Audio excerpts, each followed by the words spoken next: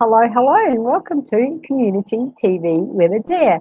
This is TV for you by TV from me, and this is where I talk to people in the community who are doing amazing things to add value to the lives of people around them. Now, this could be meditation, a yoga class, learning to cook, reading tarot cards, or healing, physical fitness, gardening, whatever you're interested in is going to be covered here. Today, I'd love for you to meet Tansy Boggon. Now, Tansy helps people with weight and eating concerns such as yo-yo dieting, emotional or overeating, release of weight, dieting, and establishing an intuitive and joyful relationship with their food and body. Tansy believes that everybody has the right to feel comfortable and confident in their body and to enjoy food no matter what their size. She believes that guilt and shame for our eating and body do more to erode trust in our bodies and ourselves. She believes that everybody at any size is worthy of nourishing their body intuitively and joyfully without the need for strict rules, deprivation, guilt, and shame, and that these are the very preoccupations that lead to uncomfortable, emotional, or overeating. Now, Tammy's also written a book called Joyful Eating, How to Break Free of Diets and Make Peace with Your Body. In this book, she shares her philosophy and the practical self-reflective activities to help people end the self-depreciation and attempts to control their body and eating and begin to heal physically, mentally, emotionally, and with joy. So welcome, Tansy. I don't know if you can hear in the background, but you're being heralded in by some sirens. Yeah. Hello. How are you? That's a good way to be introduced. Yeah, good, thank you. I am actually sitting on a balcony in a, is that Paradise Island resort on the Gold Coast, up here for a few days. I say up here, but where I am, it's actually down here. So when you live in South Australia for most of your life, anywhere north is up.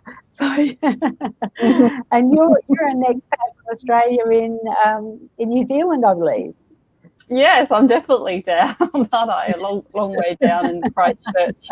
Well, thank you so much for joining us. Really do appreciate that. And you've just come back from a tour in Australia doing workshops. So, but first we can talk about that. But first, I'd love to know how you came to be doing what you're doing, because there's so many people that suffer from self-depreciation and punishing themselves with food and a whole heap of not very functional things, myself included.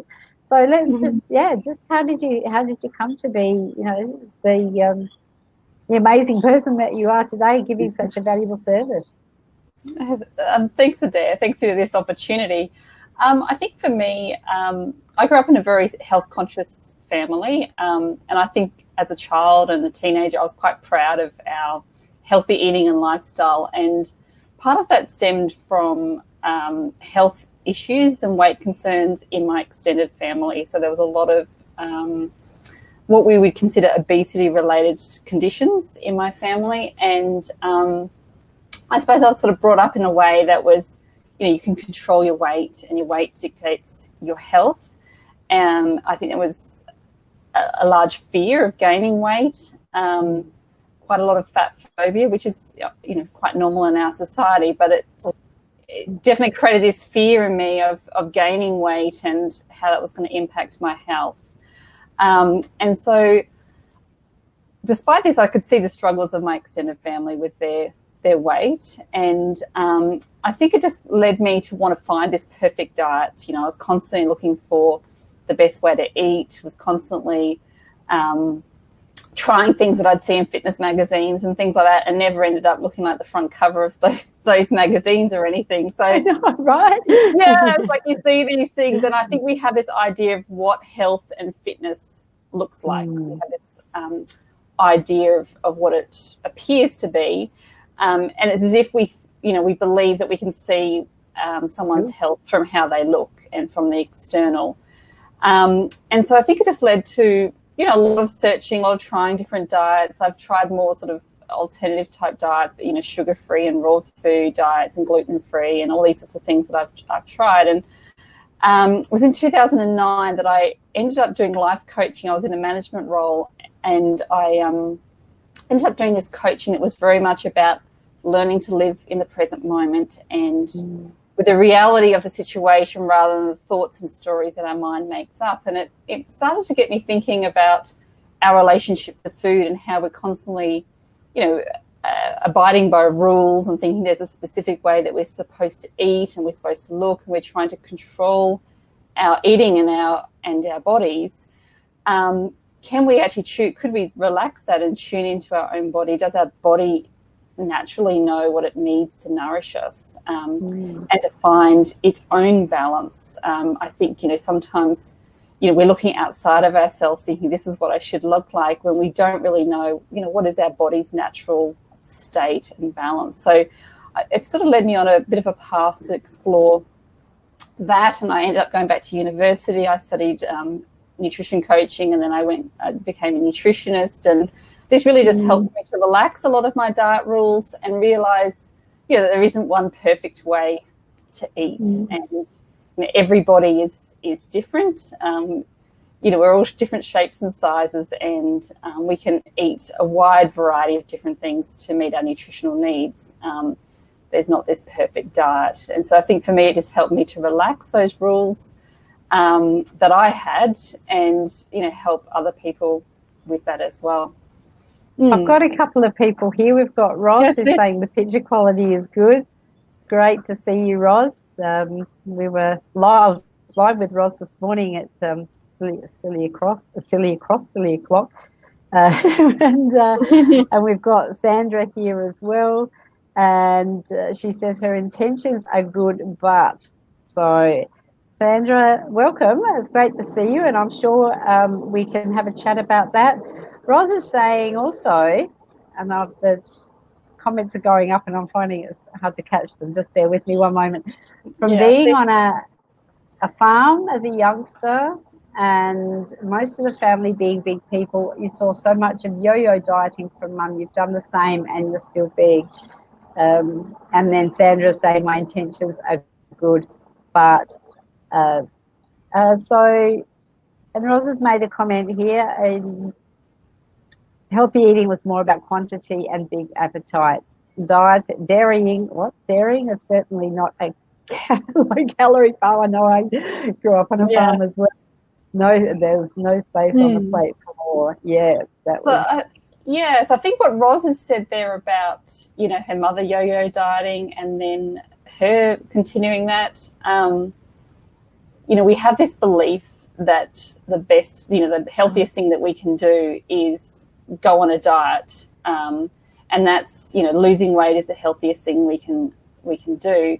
I've just lost Adaire there for a moment. Yep. Keep talking. Can you hear me? Yeah, I can. Yep. All right, I'm just going to refresh. You keep talking. I warned you this might happen. Yeah, no worries. But essentially, diets really don't work, and I go into that in a lot of depth in my book, Joyful Eating, and that's, really building the foundation. But essentially, when we go on a diet, our body is being deprived of nutrients, and so we have this insatiable hunger to eat. But not only that, do we have like the mental side of diets as well. It's that, when we say we can't have something, all we can think about is having that thing. So there's like a lot of temptation and obsession about food, and a lot of research has shown that there's a lot of psychological aspects of restricting our diet. So essentially, we have got a society that believes the number one thing that we can do for our health is to lose weight. That's really important, when the research really shows that weight loss is not the most important thing we can do. It's more about our lifestyle behaviours and the things that we can do, no matter what our size is, to be our most healthy, vibrant and energetic. And essentially our body physically works against dieting, because when we go on a calorie restriction, our body will hold on to fat stores. It will, as soon as we come off a diet, will gain weight as fast as possible. And these are really like biological responses to dieting and that restriction. So they're sort of like biological and psychological reasons why diets really don't work. And when we're focusing on weight loss, we can lead ourselves into that spiral of, we can only sustain this for a certain period of time before we end up, overeating or binge eating or and losing that completely. I just So like to shout out to Mary. She's saying she's at work, but she might have to go quick. So thanks for swinging by, Mary. Really appreciate seeing you here, darling. And Mary has found that the only thing to help long term is dealing with the underlying emotional issues.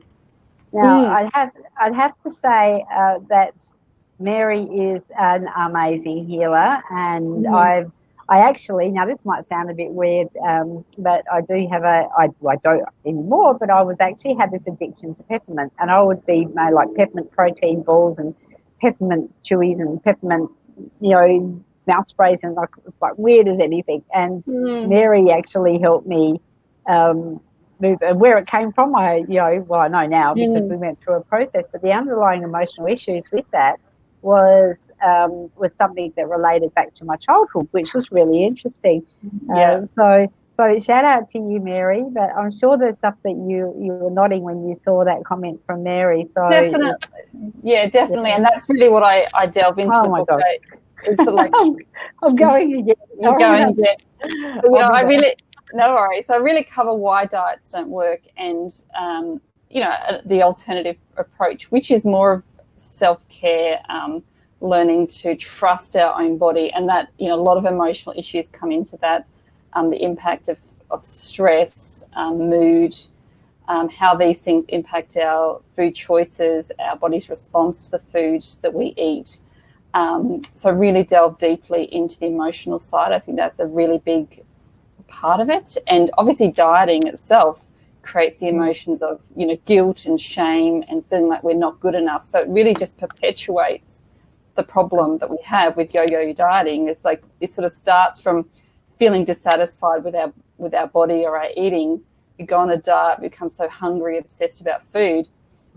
Eventually we eat, and then we sort of feel guilty and ashamed again, and that cycle just keeps going around and around, rather than like really looking at what is creating that dissatisfaction with your body and your eating. And as I say, like going back into beliefs that have been formed throughout our lives. And I talked a little bit about my story, and in the book and with clients, I really help them to look at their own food and body story and their own belief systems that they've formed, and how that then plays out in how they relate to food and their body. Because it's very different for everyone. Like obviously there's lots of beliefs that we all share because it's part of our society that we've been led to believe certain things, like losing weight is the healthiest thing we can do, for example, when really the research shows that that's not the case. There's certain beliefs that we all have that we can can help people release, but then there's beliefs that we have that are very specific to ourselves. So we've got Alison here. Hi, Alison. Thank you for joining us. She's saying that she's become aware that many medications cause weight imbalance. However, the medical fraternity do not acknowledge this. Is there anything that you'd like to make comment on, Tansy? Yeah, I think there definitely is.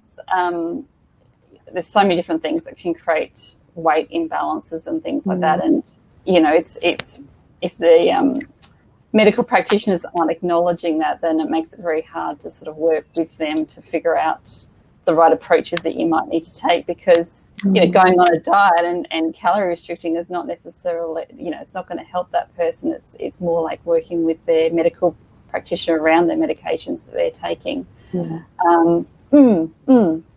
Interesting stuff. Yeah. So I'd just like to, before we move on, I'd just like to remind people that if you do have anyone, loved ones or friends or family that you know would benefit from this information, or find a little bit of a relief if they're yo-yo dieting, or they are doing what might be you might think is a bit ridiculous, doing silly things. People get on the cabbage diet or whatever, and if you know people who are just looking for a bit of balance in their lives and to take the pressure off themselves for their eating and just see it a little bit differently, can you please let them know? And also, if you are watching on a page, we do cross-post these shows from mytimetv.live across to many other pages. We're on Be Live in 5, we're on the Talk Show Network, and we're also on there's about 6 or 8 that we do. We're on personal development, hypnotherapy with Adaire, Women in Business Adelaide, and several other pages. So if you're watching on one of those other pages, please come over to chat with Tansy live. We do have a giveaway at the end, so we would like, or not at the end, we're actually announcing a giveaway that Tansy's giving away from her book, which we'll talk about in just a moment. Just like to also acknowledge that we are on the mytimetv.live for community TV with Adaire, and we are live streaming out to 50 channels of TV on demand through the Binge Network syndication program. So, and Roz says she has shared. Thank you, Roz. And let's have a chat now about I feel like I've missed a couple of bits of the conversation because my tech here, it feels like, very fragile, hanging in there. Yeah, no worries. Well, it's a bit challenging. My computer's been challenging me for the last couple of days that I've been away, and I've just been doing what I can, but that's okay. This is live broadcasting, and you get it raw and real. So just share a little bit. How did the book come about? I might mention 2 things here. So I've just noticed Mary's comment here about the title of the book. So I think, and I might tie that into how the book came about and please. The concept of joyful eating came about, because essentially the book is very much probably 10 years in the making. Lots of my own, really draws on my own experience of working with clients, and over that time I did a lot of study, and I've done a lot of research as well. So there's a lot of scientific literature in there. I'm someone who I sort of had an idea that this approach, this more sort of intuitive, trusting approach of our bodies was the way to go. But I'm someone who wants to know that there's research to back that up, and does it make sense biologically? So studying nutrition and then reading the scientific literature to really support a lot of things that I talk about, things like the impact of stress and emotions and things like that on our body and our body's ability to digest food and metabolism, things like that. And the reason I chose the title Joyful Eating is for a few reasons. So one is I really bring in this idea of being aware of the sensory experience of eating, and so that really brings in the joy of eating. So eating without distraction, fully present, without the judgment and attachment. So really feeling joy in that. But the other reason I use the word joy is because often we're aiming to achieve a goal. So in this case, weight loss, but it can be other health goals as well. And we often forego happiness and contentment right now until we achieve that goal. So joyful eating is very much about finding pleasure and joy in this moment without sort of focusing on the past or the future, but fully present right now, and prioritizing feeling good and joyful in this moment. And that can be a bit confusing when you sort of think about food, because we think, the only way I'm going to eat healthy is if I'm thinking about the future. But really, when we tune into our body right now, and eat in a very intuitive way, focusing on how our body's feeling and responding, and with a bit of an awareness of how our body responds to certain foods, we find that we eat what we need. And it's really the beliefs and stories that hold us back and sabotage, our relationship to food. And, that thought of the future is what's creating the guilt and the shame, anxiety and things like that around food, which doesn't do our body any good. I am having some problems with the agenda items here. Just bear with me one moment. We've got last week's coming up, which my dear. So that was last week's. We're not doing a one-day pass this week. We're doing a draw for the book, for Tansy's book. So bear with me, and I will. Yeah, so the book comes as a paperback and an e-book version as well. So I'll be giving away the e-book version, but can work something out if someone wants the paperback instead. Something we can, work out at a reduced cost or something like that as well. It's a possibility. So we'll draw a winner of the book, and we'll also see if you want to order the book. So let's have a look at the book. What's now? Oh, Ros is saying, gee, the guilt at failing is what has got me. Yes, Yeah. yes. And it just leads That to the perpetual that cycle of, the yeah. guilt and shame that leads to dissatisfaction with ourselves and then gets back onto a diet again. Yeah, so just keeps going around and around. And that's where we need to really look into the emotional side of things. Yeah, yeah. So Ros is in the draw. She's commented She's joyful. in, yeah. The draw. We will be drawing it on for the ebook on Sunday, the 27th of October at 5 p.m. Australian Central Daylight Time. And Ros is saying, love ebooks, easy to read on an iPad. I like the audio book, so I can walk and read at the same time and not bang into stony pots. Yeah. So in terms of the book, I know you run workshops, and do you have any other support that's packed around what you do? Do you one-on-one coaching? Do you do? So what does that look like in real life? So if I'm someone who, which I am, would love to tap in a bit further to what you do and how you do it. Everyone's, I think, on some sort of journey, and I think everyone I meet has got something that they would like to improve on, and definitely for me, there's times where I would like to make friends with my relationship with food.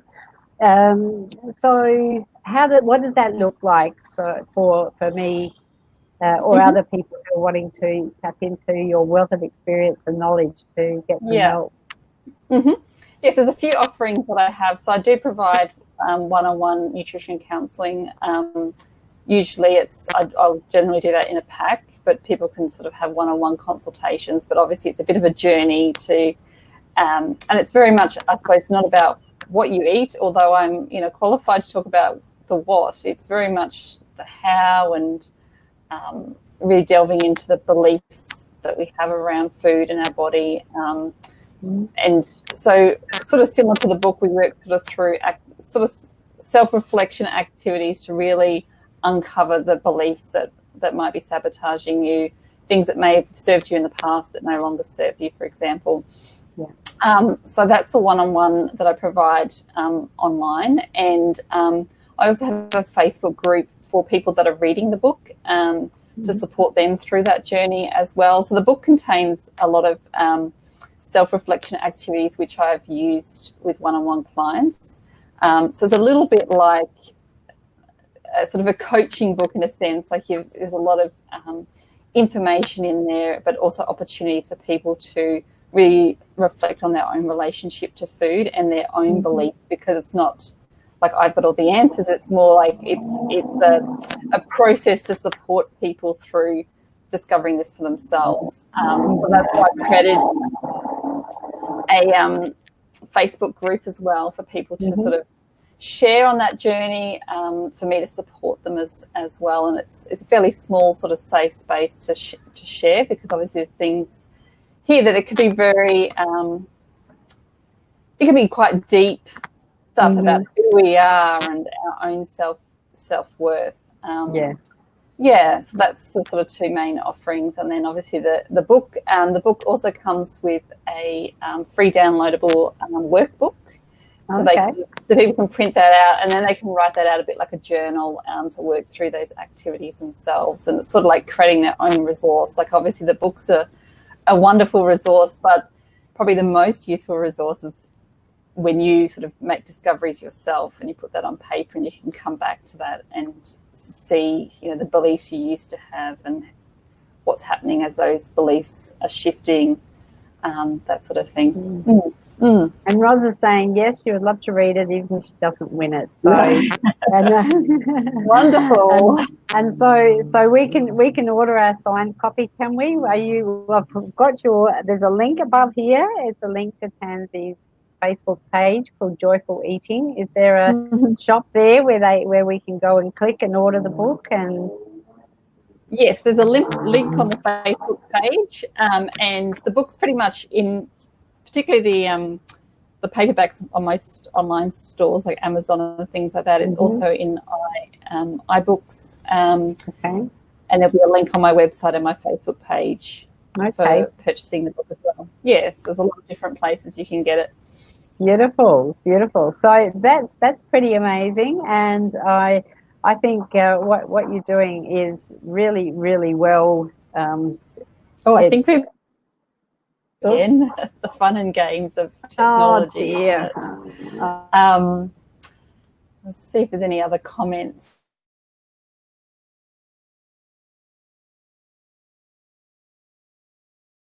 Factors that come into play, and this is sometimes I think we're looking for that one answer. So I'm just sort of thinking about that, sort of even the question about medications there. But I suppose our weight is a reflection of so many different things that are going on in our body. Like one, it's our genetics and the way we're made. It's relates to stresses that we've been through, traumas we've been through. So many different factors that it's. And now Tansy's gone. Oh my God. Hello, Adaire back here, and now Tansy's gone. All right. So, Roz, we are out of time, but what we're going to do is I'll get you to. I don't know what's happening. We've got Tansy says you're ready to join the broadcast, but I can't see you there, Tansy. I will wind it up and mid sentence, and then I'm gone too. Oh my God. I think you can still hear me. I will see if I can get my camera back. Tansy, I don't know if you can hear me, but what I'm going to do is I'll wind up the broadcast. It says it's actually showing that I have.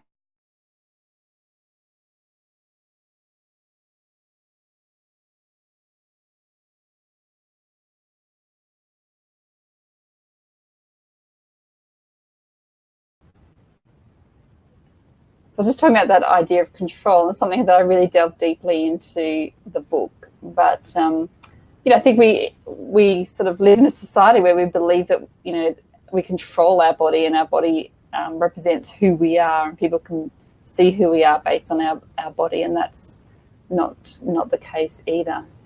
Okay, Adaire, have you? I can't hear you. I've lost you. I don't know who can hear who. This is. I think Adaire's having a nice holiday up on the Sunshine Coast, so it's the technology difficulties when you're in a hotel room is probably what's going on there.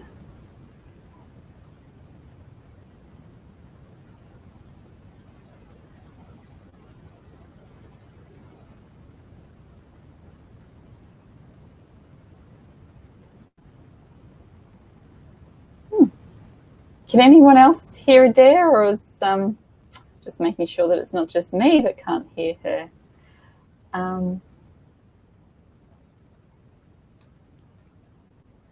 Okay. Roz has let me know that you can hear me.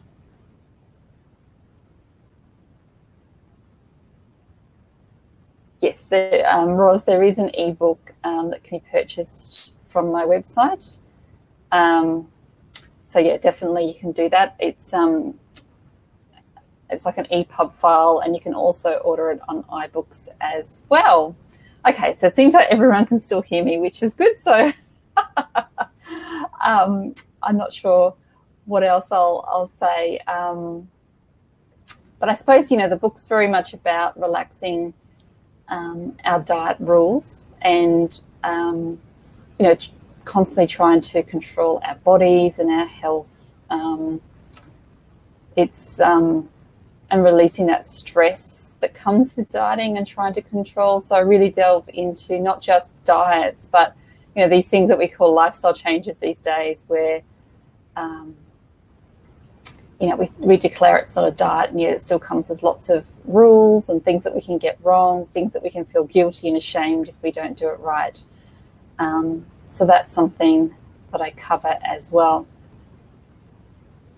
Excellent, Roz. So yeah, definitely the Apple Store. I'm not really too savvy with ebooks and things. It's funny with the publication process. You write a book and then you get to the other end and you start publishing it. And you think, well, I don't actually know anything about the publication process and these sorts of things. So that's been a really interesting part of the journey as well. So it looks like Adaire's still having issues there, which is see what she wants me to do.